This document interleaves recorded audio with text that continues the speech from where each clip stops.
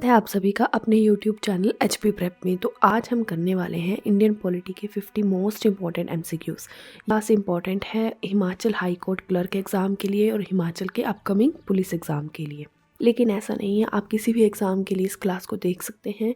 इसमें करेंगे हम ये क्लास क्योंकि 50 क्वेश्चन बहुत बड़े हो जाएंगे एक ही क्लास में। सो शुरू करते हैं आज की हमारी क्लास। ये रहेगा पार्ट 1 और ये रहा पार्ट 1 का फर्स्ट क्वेश्चन है the concept of concurrent list in the constitution of India was borrowed from the constitution of, यानी कि जो कॉन्करेंट लिस्ट का कंसेप्ट है ये हमने किस देश के कॉन्स्टिट्यूशन से बोरो किया है। ऑप्शन है ऑस्ट्रेलिया, USA, UK या आयरलैंड। तो इसका सही आंसर है ऑस्ट्रेलिया। बाकी ऑप्शंस देखें तो USA से हमने लिए हैं फंडामेंटल राइट्स, UK से हमने ली है सिंगल सिटीजनशिप यानी कि एकल नागरिकता, आयरलैंड से हमने लिए हैं directive principles of state policy. अगर बात करें हम इन लिस्ट की तो हमारे कॉन्स्टिट्यूशन में 3 तरह की लिस्ट का वर्णन किया गया है। पहली लिस्ट को हम बोलते हैं यूनियन लिस्ट, दूसरी को हम बोलते हैं स्टेट लिस्ट और तीसरी लिस्ट को हम बोलते हैं कॉन्करेंट लिस्ट। इसमें ये जो लिस्ट हैं ये आती हैं हमारे कॉन्स्टिट्यूशन के स्केड्यूल 7 या अब क्योंकि स्केड्यूल की बात चली ही है तो अगर बात करें हम ओरिजिनल कॉन्स्टिट्यूशन की, यानी कि जब हमारा कॉन्स्टिट्यूशन बनकर तैयार हुआ था तो उस समय हमारे कॉन्स्टिट्यूशन में थे 395 आर्टिकल्स, 22 पार्ट्स और 8 स्केड्यूल्स, यानी कि 395 अनुच्छेद थे, 22 भाग थे और 8 अनुसूचियाँ थी। लेकिन एट प्रेजेंट बात करें तो हमारे कॉन्स्टिट्यूशन में है 448 आर्टिकल्स, 25 पार्ट्स और 12 स्केड्यूल्स। ये ध्यान में रखने वाली बात है। सेकेंड क्वेश्चन है the first general election was held in, यानी कि पहली बार मतदान कब हुआ था। ऑप्शंस हैं 1952 में, 1949 में, 1950 में या 1953 में। तो इसका सही आंसर है 1952 में। 1952 में भारत में पहली बार मतदान हुए थे। थर्ड क्वेश्चन है when was constitution of India completed, यानी कि जो भारत का संविधान है वो बनकर कब तैयार हुआ था। ऑप्शंस हैं 26 जनवरी 1950 को, 26 नवंबर 1950 को, 26 जनवरी 1949 को या 26 नवंबर 1949 को। तो इसका सही आंसर है 26 नवंबर 1949 को। और इसके साथ में ही एक तारीख और है 26 जनवरी 1950। इस दिन संविधान को लागू किया गया था। तो ये दोनों ही बहुत इंपॉर्टेंट डेट्स हैं, इन्हें ध्यान में रख लेना। 2 वर्ड्स यूज़ होते हैं। सबसे पहले तो जो कॉन्स्टिट्यूशन ऑफ इंडिया है वो कंप्लीट हुआ था 26 नवंबर 1949 में, ठीक है, और केम इनटू इफेक्ट यानी लागू हुआ था 26 जनवरी 1950 को। यहाँ पर बात हो रही है 26 नवंबर की, तो यहाँ से एक चीज़ याद रखना, 26 नवंबर को हम हर साल कॉन्स्टिट्यूशन डे ऑब्जर्व करते हैं इंडिया में। फोर्थ क्वेश्चन है who has termed constitution a sacred document, यानी कि किसने संविधान को एक पवित्र डॉक्यूमेंट कहा है। ऑप्शन हैं दीनदयाल उपाध्याय, महात्मा गांधी, BR अम्बेडकर या मोहम्मद अली जिन्ना। तो इसका सही आंसर है BR अम्बेडकर। यहाँ पर 2 ऑप्शन है, महात्मा गांधी को हम बोलते हैं फादर ऑफ द नेशन और BR अम्बेडकर को हम बोलते हैं फादर ऑफ इंडियन कॉन्स्टिट्यूशन। इसके अलावा BR अम्बेडकर जो थे इन्हें हम मॉडर्न मनु के नाम से भी जानते हैं और ये फर्स्ट लॉ मिनिस्टर बने थे इंडिया के। फिफ्थ क्वेश्चन है how many members were there in drafting committee.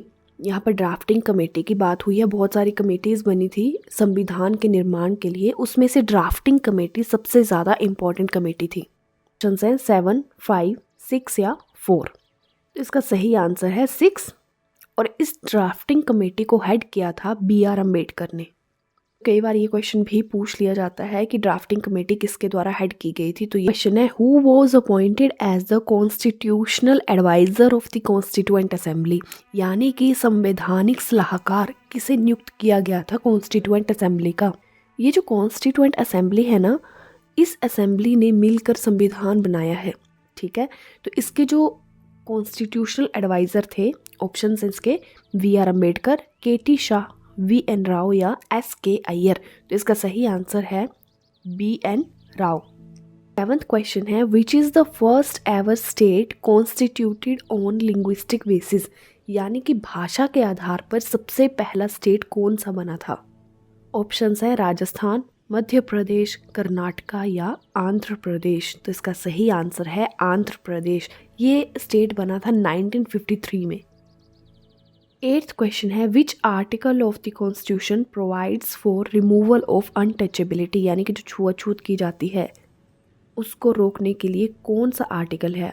Article 14, article 17 या आर्टिकल 21 या आर्टिकल 19? तो इसका सही आंसर है आर्टिकल 17। आर्टिकल 17 बात करता है रिमूवल ऑफ अनटचेबिलिटी की।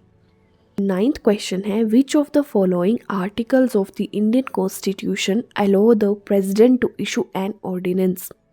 ये ऑर्डिनेंस वाला क्वेश्चन हम पहले 2 बार डिस्कस कर चुके हैं। ऑप्शन है इसके आर्टिकल 74, आर्टिकल 123, आर्टिकल 213 या आर्टिकल 78।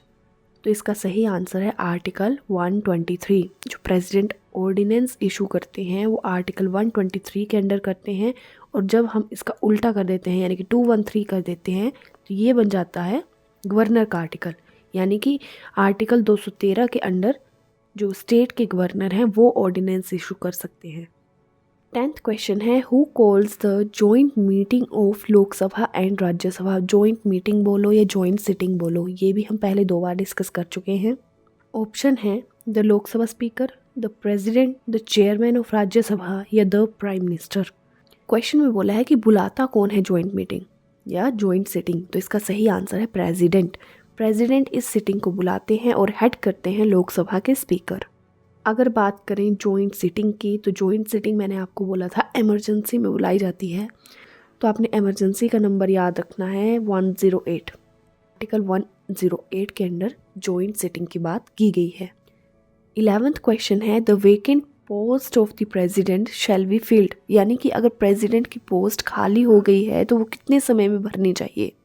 ऑप्शंस है with in 90 days, with in 6 months, with in 9 months या विद इन 1 ईयर। तो इसका सही आंसर है विद इन 6 मंथ्स। 6 महीने के अंदर अंदर जो वैकेंट पोस्ट है उसमें किसी को नियुक्त कर देना चाहिए।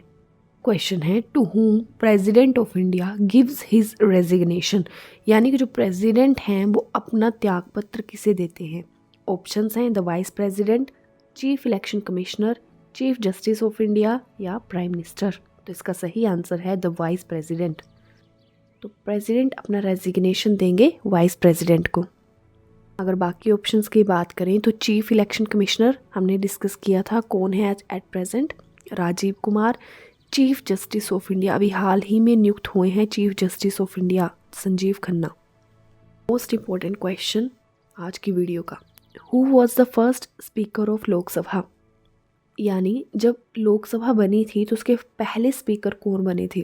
ऑप्शंस हैं KM. Munshi, doctor S. Radhakrishnan, G.V.. Mavalankar या पी.ए. संगमा। तो इसका सही आंसर है जी.वी. मावलंकर। ये हमारे पहले स्पीकर बने थे। 1952 से 1956 तक ये स्पीकर रहे हैं, तो इससे ये भी पता चलता है कि 1952 में हमारी लोकसभा बनी थी। लोकसभा बनेगी तब जब इलेक्शन होंगे, तो 1952 में इलेक्शन हुए थे, फिर लोकसभा बनी थी और हमारे फर्स्ट स्पीकर बने थे जी.वी. मावलंकर। ये तो बात हुई लोकसभा के स्पीकर की, लेकिन राज्यसभा के भी पहले चेयरमैन बने होंगे कोई, तो चेयरमैन कौन बनता है? जो देश का वाइस प्रेसिडेंट होता है। तो पहले चेयरमैन बने थे डॉक्टर एस. राधाकृष्णन, सर्वपल्ली राधाकृष्णन। ठीक है, तो इससे हमारे यहाँ पर भी 2 क्वेश्चन सॉल्व होते हैं कि एक तो पहले वाइस प्रेसिडेंट कौन थे हमारे, और दूसरा पहले चेयरमैन कौन बने थे राज्यसभा के, तो वो थे डॉक्टर सर्वपल्ली राधाकृष्णन, जिनकी बर्थ एनिवर्सरी पर हम टीचर्स डे सेलिब्रेट करते हैं। अगर बात करें लास्ट ऑप्शन की, पी.ए. संगमा, तो ये जो पी.ए. संगमा हैं ये पहले ट्राइबल स्पीकर बने थे लोकसभा के। ये पहले व्यक्ति थे जो ट्राइबल एरिया से आए थे और स्पीकर बने थे लोकसभा के।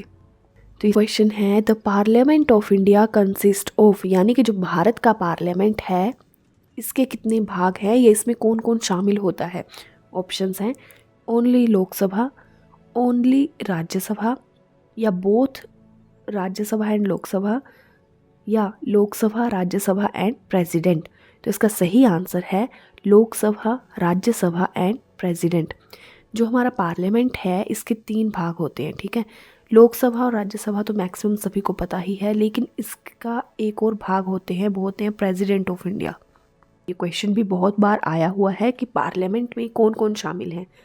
क्वेश्चन है who decides whether a will is money will और नोट, यानी कि ये कौन डिसाइड करता है कि जो बिल आया है सदन में वो मनी बिल है या नहीं है। ठीक है, मनी बिल की बात की गई है आर्टिकल 110 में। ऑप्शंस हैं the president, the finance secretary, the Lok Sabha speaker या चेयरमैन ऑफ राज्यसभा। तो इसका सही आंसर है द लोकसभा स्पीकर। बहुत इंपॉर्टेंट क्वेश्चन है, लोकसभा स्पीकर पास करेंगे कि ये बिल मनी बिल है या नहीं। हमारा आज का लास्ट क्वेश्चन है the minimum age required to be elected as a Rajya Sabha member is, यानी कि राज्यसभा का मेंबर बनने के लिए मिनिमम एज कितनी होनी चाहिए। ऑप्शंस हैं 25 ईयर्स, 30 ईयर्स, 32 ईयर्स या 35 ईयर्स। तो इसका सही आंसर है 30 ईयर्स, यानी कि आपकी एज 30 साल की होनी चाहिए अगर आपको राज्यसभा का मेंबर बनना है तो। वहीं अगर आपको लोकसभा का मेंबर बनना है तो आपकी एज होनी चाहिए 25 साल की। अगर बात करूं मैं लास्ट ऑप्शन की 35 ईयर्स की, तो ये अप्लाई होता है प्रेसिडेंट, वाइस प्रेसिडेंट। अगर आपको प्रेसिडेंट या वाइस प्रेसिडेंट बनना है तो आपकी एज 35 साल होनी चाहिए। तो ये थे आज के हमारे क्वेश्चंस। अगर वीडियोस पसंद आ रही हैं तो वीडियोस को लाइक करिए, चैनल को सब्सक्राइब करिए और शेयर करना मत भूलिए। Thank you. मिलती हूँ आपसे नेक्स्ट वीडियो में।